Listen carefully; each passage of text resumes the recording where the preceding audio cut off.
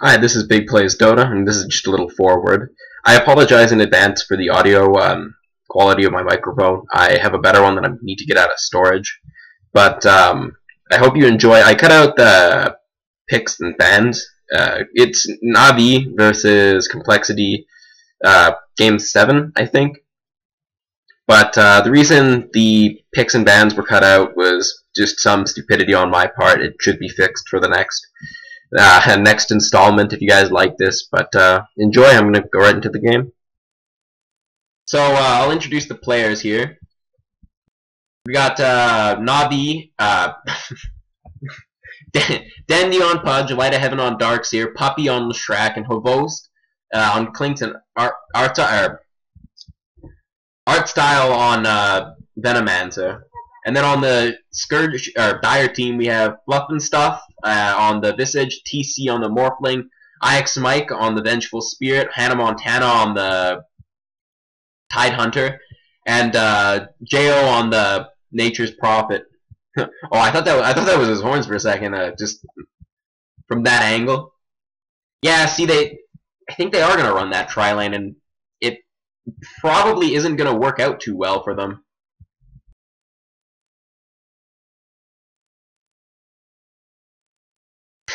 Party for everybody. Oh, Dandy, you're certainly gonna have a good party. We might see an early game engagement here. Depending on how they skilled. Oh, they already. No, Clinks knows what's up. Hovost knows not to get that first point. Did he get? Oh no, Dandy is smart too. I think Scourge definitely has the upper hand here if Fluff and Stuff can get a couple of charges of Soul Assumption, but it looks like they're backing off. Yeah, it looks like Pudge is probably going to be going into the mid lane, I'd imagine. I can see Clinks going bottom with maybe Puppy do the double push, and then just have the two supports up here just holding off at the tri-lane. Just looking for the Ruin, I think. I don't know if Complexity, if this is going to work. I don't think it will, but I've been surprised before in pro games. Ooh, no. Oh, nice. That's not good. Looks like Nature's Prophet. Yeah, I'm going to get him to back off. It'll eat up some of his regeneration, but it won't accomplish much aside from that. Looks like, yeah, they are running that defensive tri-lane, so this could work, maybe. I'm going to be the optimist here. And, Light of Heaven. You gotta be careful. Gotta be careful of that Visage. Especially once they get a couple of levels and they can just shoot out the damage needed. Yeah, once they can shoot out around that 500-600 damage, Soul Assumption is just gonna start popping these guys. I'm not sure what Mike is doing, just taking damage from that shell, but he probably knows better. Either that or he's just being a little bit sloppy. I really don't see this Nature's Prophet succeeding against a Pudge, just because unless he has perfect control over his Trents and his just key positioning, Dandy's gonna get those hooks because he's Dandy. Oh, looks like Darkseer went down. A little bit slop. Oh no, my bad. That was Vengeful Spirit. Vengeful Spirit went down, and I was about to say, how did they get the damage off? Oh, it must have been Soul Assumption. Nope. That was a huge mistake. Like, they need to abandon this tri-lane now. It is not gonna work for them. Oh, poor Venge. Oh, Mike, why'd you have to go and do that? So maybe I was right. Maybe Mike was playing a little bit sloppy when he took that Ion Shell damage. It's just trying to pull the creeps. Yeah. Yeah, you can't defensive tri-lane. We're gonna do the same thing, buddy. Dandy. Every time I say that, I'm just Navi. Oh, it looks like they're going in. Light of Heaven.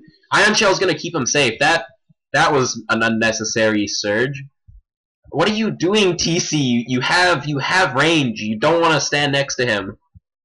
Oh. And this is the other problem. Once Leshrac lands a stun, he's just gonna die. Stun followed up by Edict is enough to take down Tidehunter, on top of Searing Arrows and Skeleton Walk.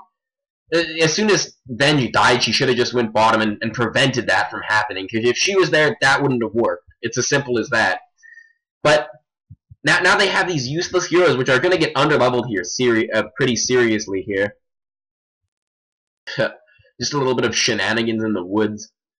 I don't think this is the best use of their time, because only one of them can really farm the pull at a time, because otherwise you really get no experience out of it. You need to go bottom. You need to go bottom very badly. Oh, see, this is where they might make up, though. But see, now Visage is off in the jungle over there. Like, had he been there to get off a Soul Assumption, that could have been a couple 200 damage. That would have been much, much closer. Oh. Oh no, Tidehunter. Oh no, oh god, no, Tidehunter.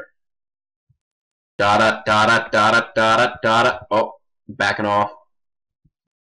I'm not sure why he went out there so soon. Had Tidehunter not spotted him, he might have come back. Although I would hope that Hannah Montana was less sloppy than that. Oh, see, this is where the Soul Assumption is gonna kill him. Yeah.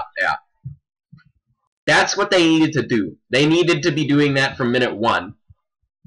It's still not going to make up for that first blood, but it'll be good. But see, now here's the issue, is both of those kills went to Visage. Sure, he's going to get Courier and Wards and such, and looks like Hannah Montana, he's so going down. Just caught that out there, but didn't really see what happened, so I can't say much about that, but Visage needed to be in there from moment 1, casting those Soul Assumptions. Even at level 1, they do a ton of damage. And see, this is where they're just going to take this tower here. Like, it's just going to be a free tower with Edict and Searing Arrows. I'm still surprised Dendy hasn't gotten a hook yet. Like, that's what I've been waiting for this whole game. Just since that Pudge pick. And that was kind of the special surprise I mentioned. That Pudge was the only thing I really remembered from this game.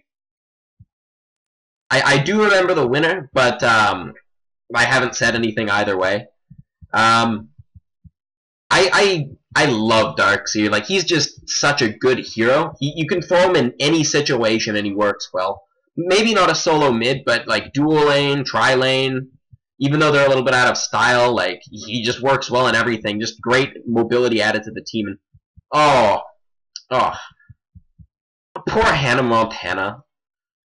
Just, it's a party in the USA. The butterflies are gonna fly away. It'll all be okay, Hannah Montana. But this Clinks is just being mean, and you just gotta accept that. Come on, Dandy. Oppa. Either that or Nature's Prophet needs to go up and gank, which he might mostly be necessary. So, it looks like they pushed him back, but they're fighting under the tower. They should be fine so long as they aren't able to pick off that creep right away. And yeah, with the wards here, this is just not going to work. They needed to be more active from earlier in the game, because Na'Vi is still ahead, and that's not what you want with the tri-lane. Oh, the Shrek has haste. This Nature's Prophet is dead. Is he dead? Is he dead? Is he? I think he thinks something's up, because he knows that the Shrek and Clinks are not in the lane. He's being careful. It looks like Leshrac might just come around and do the easy thing and just kill Hannah Montana again. Make Miley Cyrus really sad. And oh, he's so dead. Oh man. Oh, maximum dead. Searing Arrows just do so much damage. 50 extra magic damage this early in the game. He's hitting for 170. When heroes don't even have like 800 health yet. Well, Tidehunter probably. Well, 700. No, he can take him down in about 4 hits with armor and whatnot.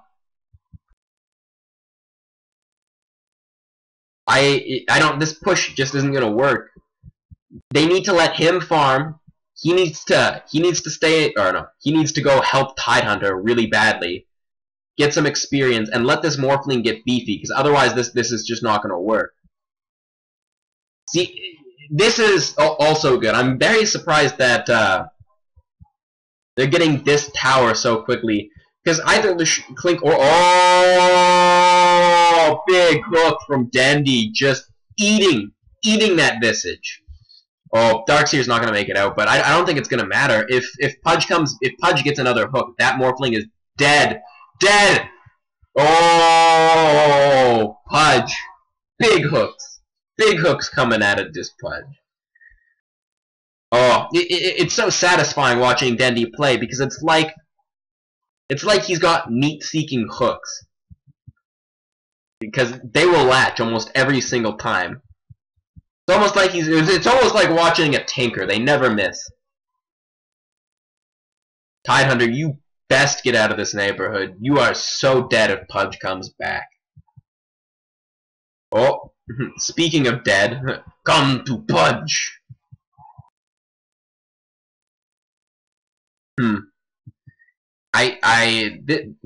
Complexity is looking very, very behind at this point. Let's just look at the XP graph here. Yeah, almost 5,000 in Way of Na'Vi, like less than 10 minutes into the game. This is not boding well. If they caught Darkseer out of position, he does have Surge though. Oh, he knows. Oh, I was gonna say he knows, but he definitely doesn't know. I don't think this push is gonna work. They're gonna lose a tower. They're gonna get a tower, but they're just gonna lose a tower somewhere else, and then lose another tower because it's Leshrac and Clinks. Although that's pretty smart, using the Tidehunter illusion to suck up those creeps, because now they have this easily. But so does Na'Vi. This Vengeful Spirit cannot do anything. Oh, maybe I stand corrected. Oh, come on, Dendy, you're making me look bad just after that Tinker comment. See, if Complexity can keep doing this, they should be able to stay in this game, but they really need to keep the pressure up. Although it's not nearly as bad as I had first thought they would be doing. Oh, Pudge pulls somebody, but doesn't go anywhere. He's got the smoke, which makes sense, he's a ganker and all, but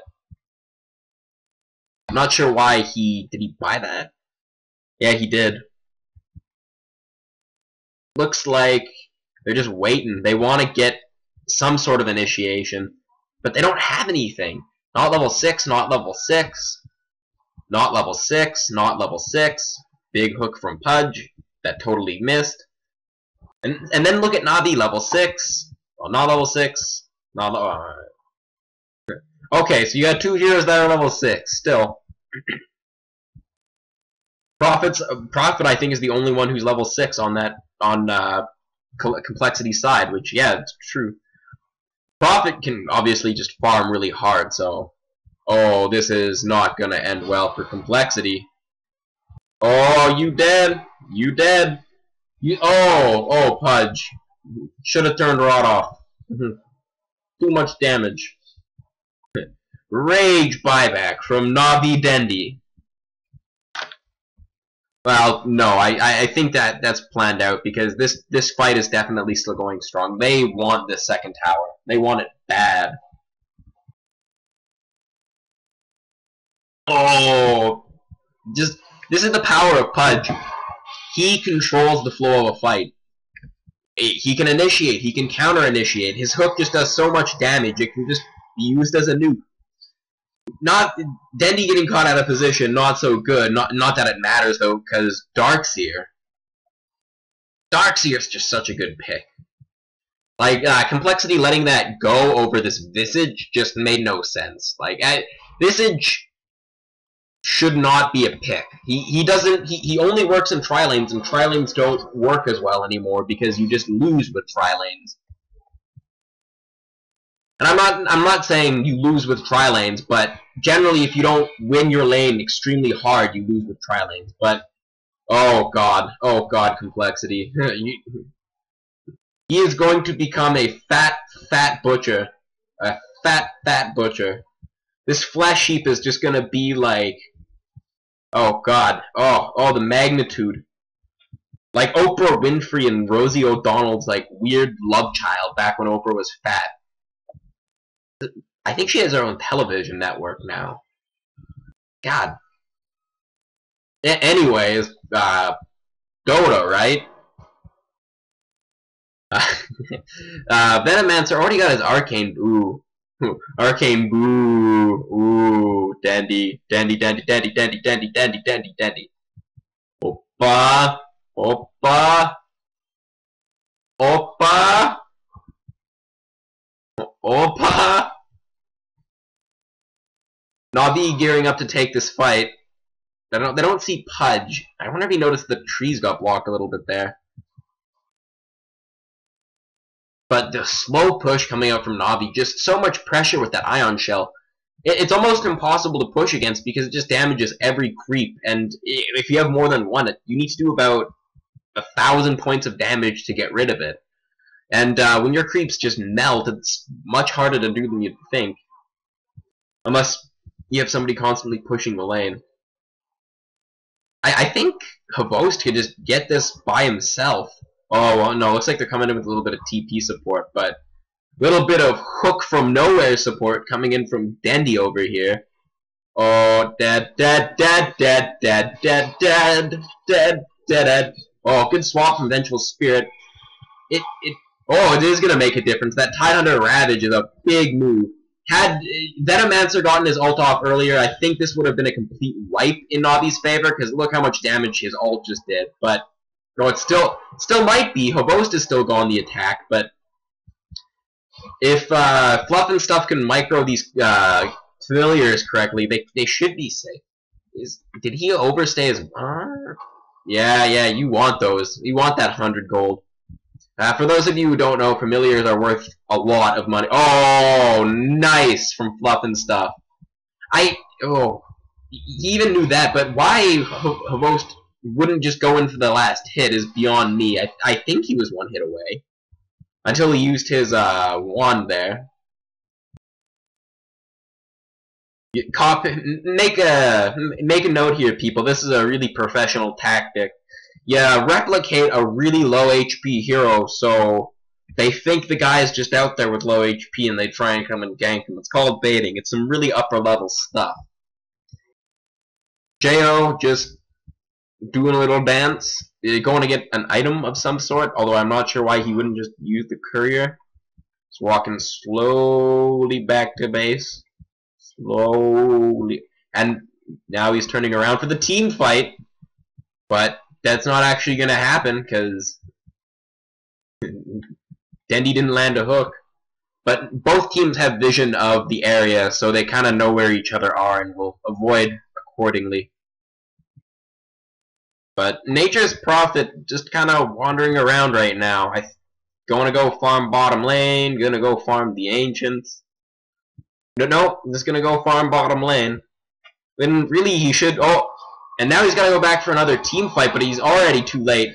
Mike just went down, IX Mike. This is the problem with Vengeful Spirit. He's squishy. Too squishy to really make use of his abilities. Like, you land one stun and one swap in a team fight, and that's pretty much it. Or if you really need to save a person, one swap. I like that Morphling is going up and farming, getting towers and such, TC, but it's not going to make a difference if Navi can just push in and end it. Especially when Havost can just chase him away so easily. Really all he's doing is giving Navi more room to farm.